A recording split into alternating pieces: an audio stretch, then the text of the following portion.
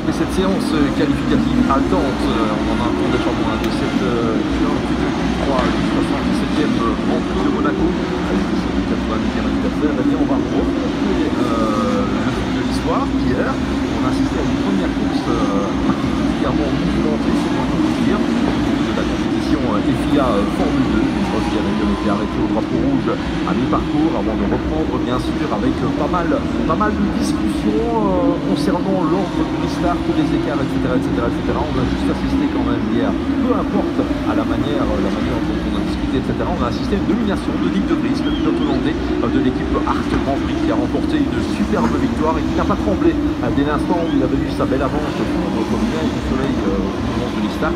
Il avait remporté hier Nick de Vries devant Luca Ghiotto, le pilote de Virtuosi, le pilote italien. Et malheureusement, la suite n'a guère été favorable. On avait déjà remarqué hier sur le podium monégasque que Luca Ghiotto n'était pas vraiment tout sourire, n'était pas nécessairement à la fête. On a appris quelques instants plus tard, quelques heures plus tard, et bien malheureusement que sa deuxième place n'était plus. Luca Ghiotto qui était exclu du classement de la course 1 en raison d'un fond plat non conforme qui était déclaré.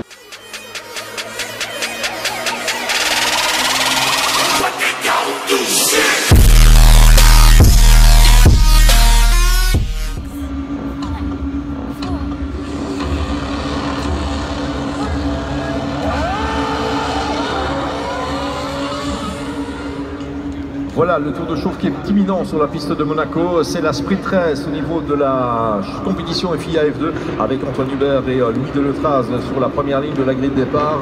Louis Zella, ultime présentation avant l'envol pour une course de 30 tours avec un maximum de 45 minutes. Allora, sulla prima fila vediamo Antonio Hubert, al suo fianco Deletraz, seconda fila per Artem Markelov che ha già vinto qui in Formula 2, al suo fianco Zhu per la Univirtuosi, terza fila Dorian Boccolacci della Campos Racing, al suo fianco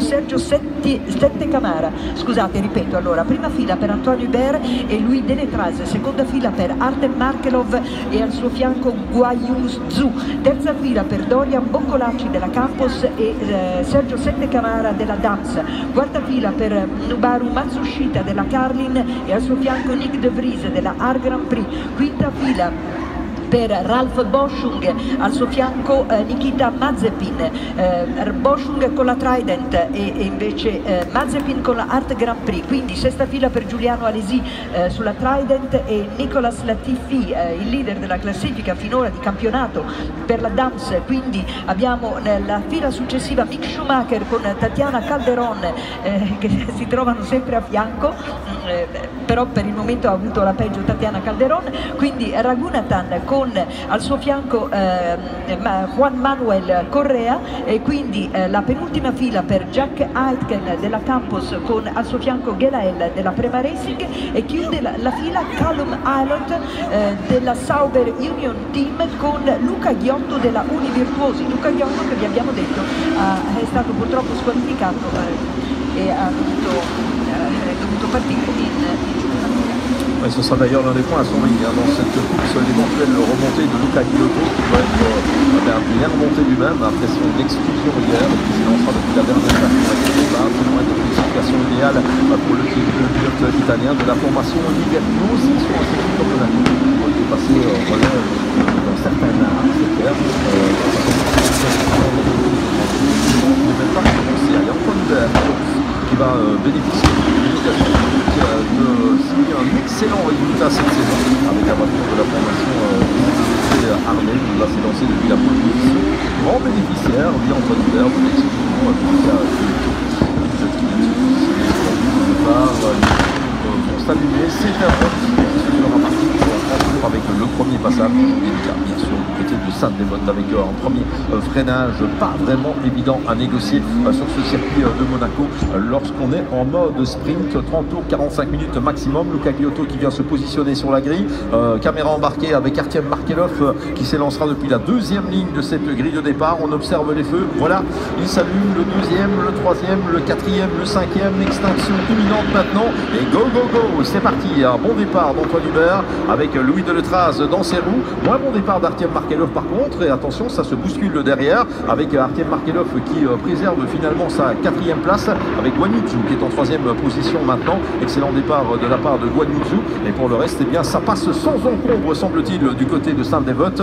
On se dirige vers le Casino avec Antoine Hubert, leader devant Deletraz, Zhou, Markelov, et puis derrière peut-être bien Boccolacci toujours en 5e position. On va vérifier tout cela. Non, c'est Matsushita, c'est Boccolacci qui est 5e, si Matsushita 6e, Bochung 7e, Sette Camara à la 8e place. Une petite place de perdu pour le vainqueur d'hier, Nick De Vries. Il était 8e sur la grille, il est 9e maintenant, et Nikita Mazepin en 10e position.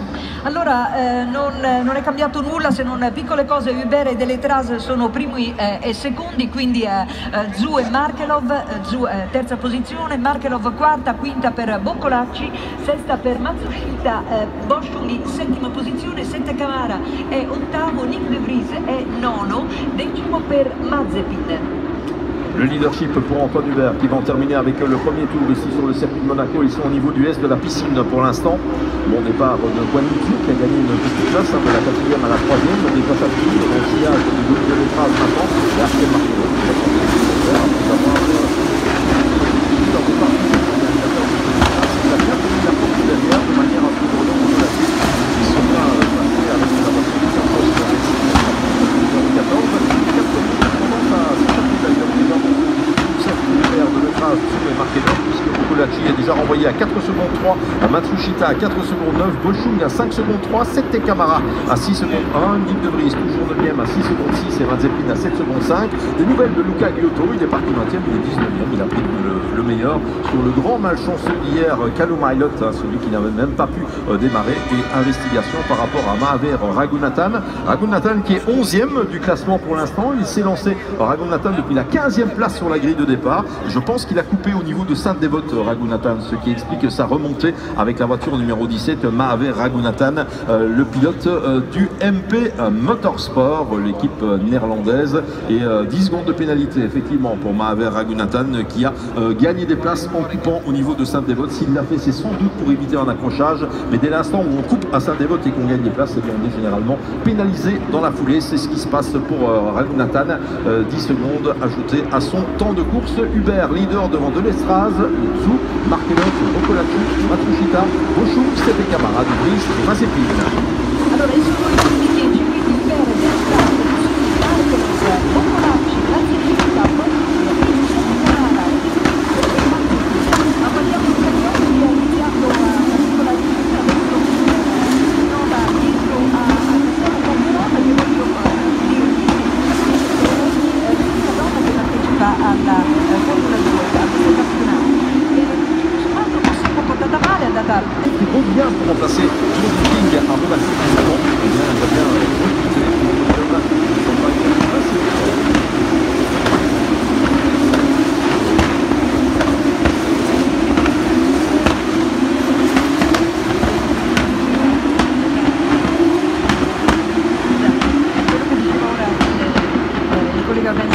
diceva che Markelov in effetti non fa parte diciamo di questo campionato, quest'anno era fuori, aveva fatto altre scelte, ma è venuto qui a sostituire un altro pilota e quindi per questa gara appunto sarà lui a rappresentare la MP Motorsport. In gara 1, in Catalogna ha vinto di nuovo gara 1, è arrivato sesto in gara 2.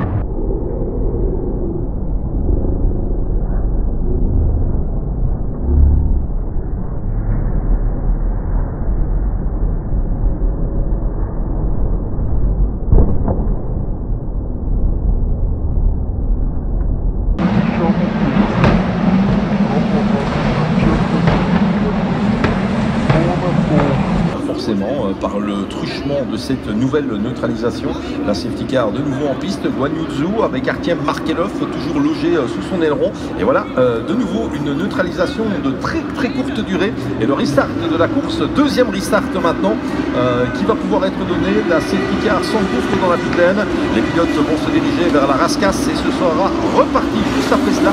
Bravo vert, deuxième restart et de nouveau Antoine Hubert aussi closer l'écart par rapport à c'est reparti dans cette épreuve, il en reste uniquement 22.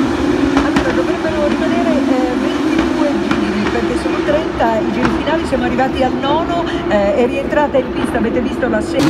Schumacher, l'épreuve de sprint ici sur le circuit de Monaco. On a eu des incidents depuis le début de la course, mais ça va. Allora, qualcosa sul pilota svizzero della Carlin che appartiene appunto alla Carlin, che è il team campione di Formula 2 del 2018. Et d'Antoine Hubert, il vient de tourner en 1.24.8, de Letraz est en 1.24.7, en 1.24.8 et Markelov en 1.24.9. Ça se tient en 1/10e et demi entre les 4 premiers, c'est-à-dire si leur vitesse est assez équivalente. Derrière, Bokolaki est en 1.25.6, Matsushita en 1.25.6, et c'est d'ailleurs la caractéristique des circuits de qui sont tous dans la minute, dans la minute 25, pour la minute 24 au leader. Voilà, l'explication de ce classement et de cette hiérarchie assez stable pour l'instant. Puis bien sûr Tatiana Calderon qui s'est fait quelque peu secouer par Luca Giotto au niveau de Mirabeau, au niveau de ce freinage. Elle a piqué droit dans le mur, Tatiana Calderon, par un choc très important. L'abandon de la Colombienne qui reste impliquée au plus haut niveau du sport automobile. On sait qu'elle a réalisé des séances de test pour le compte d'Alfa Romeo au niveau de la Formule 1. Elle est là, elle est présente, Tatiana Calderon. Allora, visto che hai parlato di Tatiana Calderon, che è donna, io sono donna, faccio il tipo per pochi e vi racconto qualcosa. Corre con... Allora, Gelael è ancora in gara, anche se al 15° posto, quindi ultimo posto per il pilota.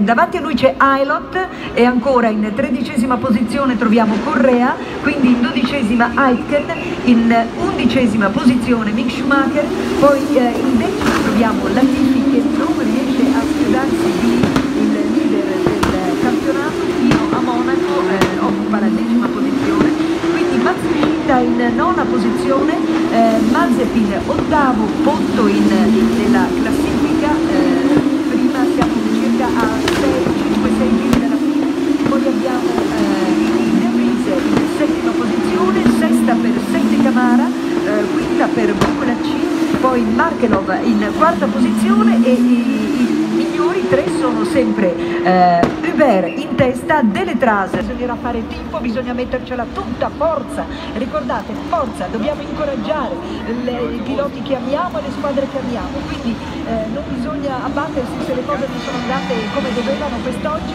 Mi raccomando e spero che saremo numerosi e saremo tutti lì a tifare, insomma, i nostri piloti preferiti, quelli che abbiamo nel cuore.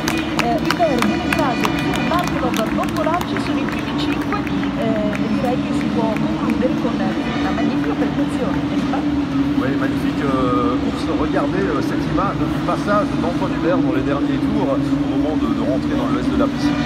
Il touche de rail à plusieurs reprises d'ailleurs, totalement mis sous pression par le Deletraz. Il a résisté, il a remporté la course. Antoine Hubert, c'était bien joué. Bravo à Deletraz également, très belle épreuve du pilote suisse. Guanyuzu qui a lui résisté la majeure partie de l'épreuve à Artem Markelov. Et dès l'instant, c'est parti légèrement à la première de l'arrivée. Il s'est propulsé, tenté de menacer les deux premiers. Il n'y est pas parvenu, c'est quand même la 3e place. Mais le vainqueur de cette joute numéro 2, l'épreuve.